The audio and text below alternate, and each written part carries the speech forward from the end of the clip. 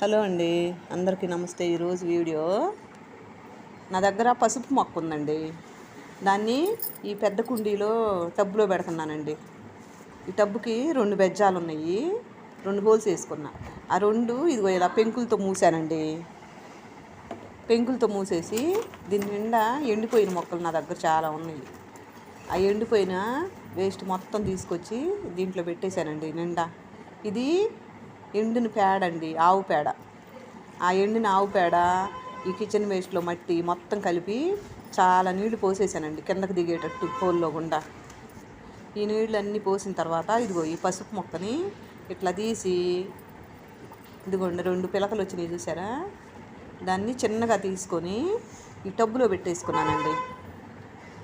చూసారా ఎన్ని నీళ్ళు వచ్చినాయో, ఇదిగోండి చక్కగా వేర్లు కూడా వచ్చినాయండి.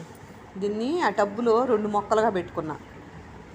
చూసారా, 10 రోజుల తర్వాత మళ్ళీ చూపిస్తానండి దీన్ని ఎట్లా ఉందో. థ్యాంక్ యూ అండి. ఈ వీడియో నచ్చితే లైక్ చేయండి, షేర్ చేయండి, సబ్స్క్రైబ్ చేసుకోండి. Thank you.